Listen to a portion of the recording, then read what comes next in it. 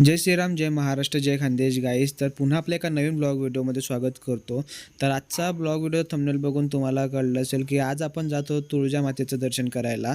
तर आपला आजचा प्रवास असणार आहे हा 12 तासाचा, म्हणजेच आपण सकाळी रावेरवरून 7 वाजता बसणार आहोत. तर रात्रीला आपण 7 वाजता 7:30-8 वाजता आपण तुळजापूरला पोहोचणार आहोत. म्हणजेच हा प्रवास असणार आहे सकाळ ते संध्याकाळपर्यंतचा. तर गाईस खूप दिवसांपासून विचार करत होते की तुळजापूरला देवी मातेचं दर्शनाला जायचं आहे. आईने मानता मानली होती. तर अजूनपर्यंत मी दर्शनासाठी गेलो नव्हतो, कारण की गाईस जोपर्यंत देवी ही साक्षात दर्शनासाठी बोलवत नाही तोपर्यंत आपण तिथं जाऊ शकत नाही. तर एक योगायोग घडून येतो आणि त्याच टायमाला आपण तिथं दर्शनासाठी जाऊ शकतो. तर चला गाईस, आपला आजच्या ब्लॉग व्हिडिओला सुरुवात करूयात तुळजाभवानी मातेचं नाव घेऊन. सर बोला, तुळजाभवानी माता की जय.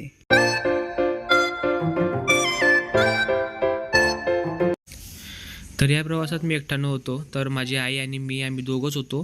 तर आई ही पुढे बसलेली होती, कारण की आईला मी सांगितलं, म्हटलं तू खिडकीजवळ बस, कारण की बाहेरचं कसं हवा खेळती असते, त्यानंतर नवीन नवीन गावं येत असतात, बाहेरचं नवीन नवीन दृश्य बघायला मिळते. सो त्यामुळे म्हटलं तू बोर होणार नाही, नाहीतर जर आपण सोबत बसलो तर तू तर खूप बोर होऊन जाशील म्हटलं. सो म्हटलं तू सुद्धा खिडकीजवळ बस आणि प्रवास कुठं संपेल तुला कळणारसुद्धा नाही. तर असं करत करत गाईस आम्ही निघालो तुळजापूर देवी दर्शनाला. तर आता होत आहेत 8 आणि टाईम असतो 10 वाजेपर्यंत. सो चला बघूयात, दर्शन झालं तर आताच करून घेऊ, नाही तर मग कुठेतरी लॉज घेऊन सण आपण उद्या सकाळी 4-1 वाजताचं दर्शन करूयात. तर आपल्याला यायला इथं 12 तासाचा कालावधी लागलेला आहे गाईस. आणि पास वगैरे होती, तर माझी 1400 रुपयाची पास होती. सो त्यामुळं मला काही भाडं लागलं नाही, 1400 रुपये 4 दिवसांसाठी. आणि आईला हाफ तिकीट का म्हणून देऊ, आईला हाफ तिकीट. वाटला का 12 तासाचा प्रवास? बाई गाईस, घरून येताना ना आम्हाला खूप असं वाटत होतं की 12 तास कंटिन्यू गाडीत बसावं लागेल, अंगपाट एक होऊन जाईल, पण तसं काहीच झालं नाही.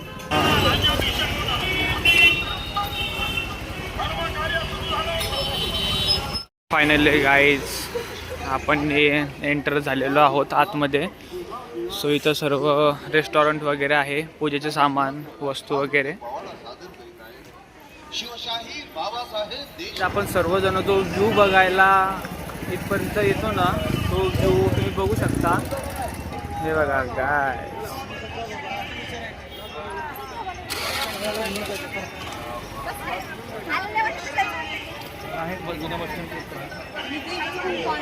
फायनली गाईज आपण आतमध्ये आलो आहोत. आतमधून येत आहे की काय, तिकडनं रस्ता आहे काहीतरी तो.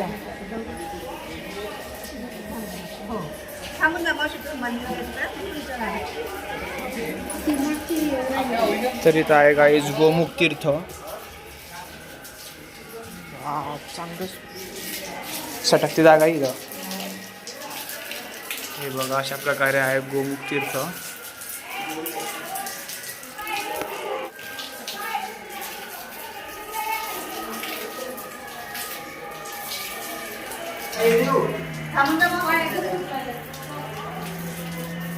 आणि इथं आहे जस्ट समोर शिवलिंग. ओम नमः शिवाय.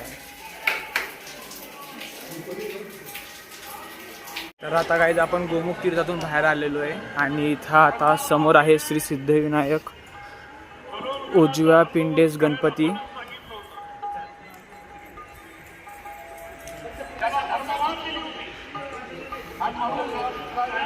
श्री गणेश.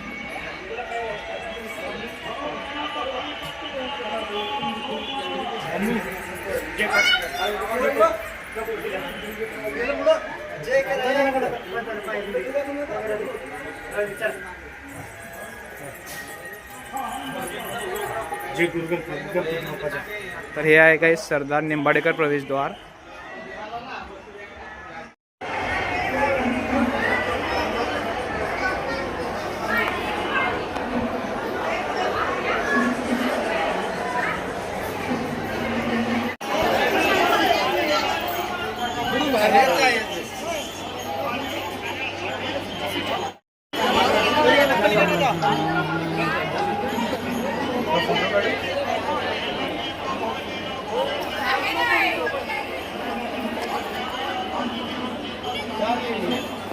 तर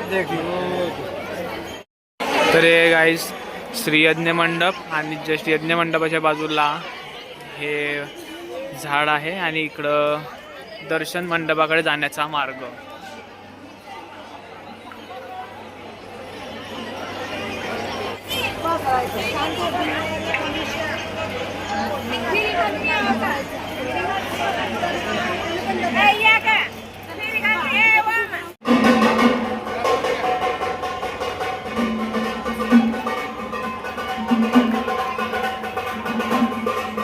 आहे गाईस श्री लक्ष्मी नरसिंह मंदिर.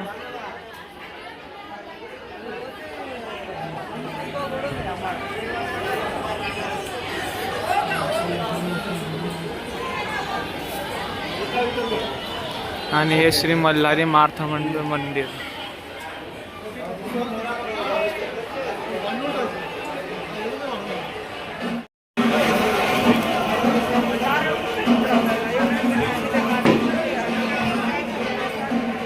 आता आपण चाललो गाईस दर्शन करायला.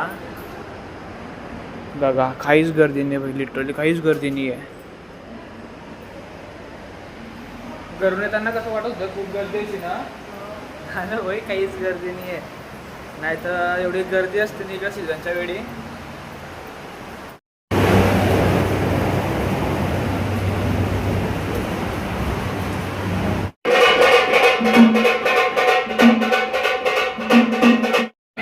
तर फायनली गाईज आपलं दर्शन झालेलं आहे. जस्ट आपण इथून गेलो आणि खालती उतरून सोनेना इथूनच मधोमध आलो. असं वाटलं होतं काही दुसरं मंदिर असेल, पण काही नाही, काही तिथंच मंदिर आहे. बाकी दर्शन वगैरे खूप मस्त झालं गर्दी कमी असल्यामुळे.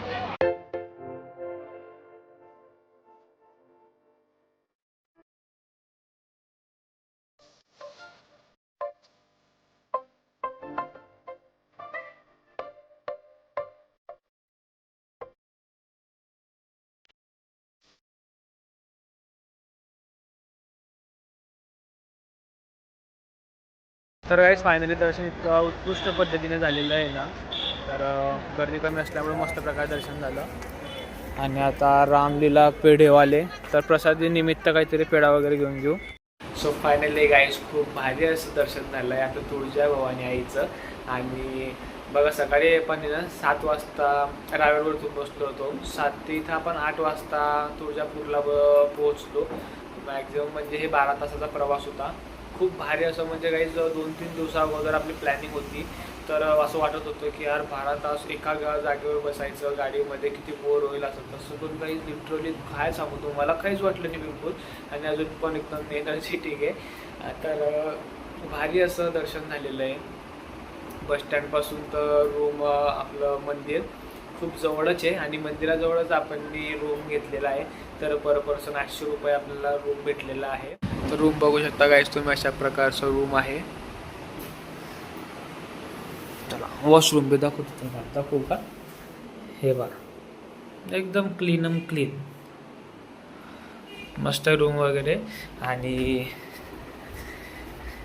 इथं बघा रूम पण कसा आहे, तर मंदिराजवळच आहे.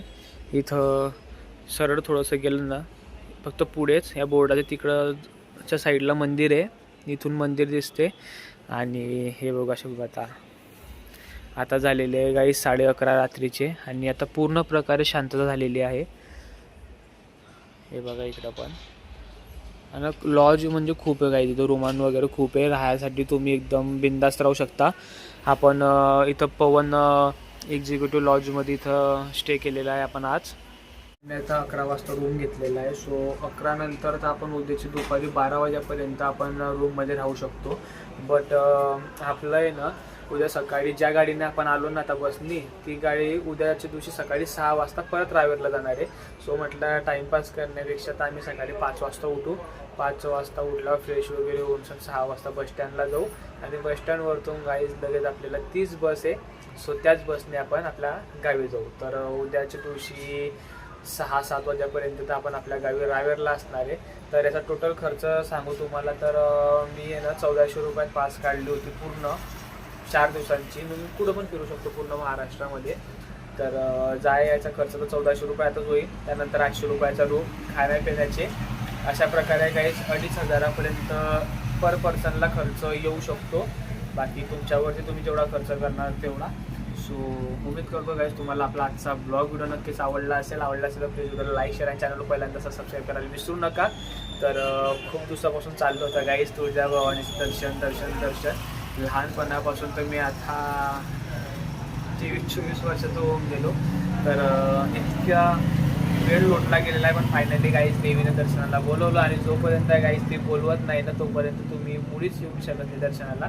सो चला फायनली मस्त प्रकारे एवढं भारी दर्शन झालं. सो भेटूया गाईज आपण अशा नवनवीन ब्लॉग व्हिडिओसह. तोपर्यंत बाय, टेक केअर. हर हर महादेव. तुळजाभवानी माता की जय.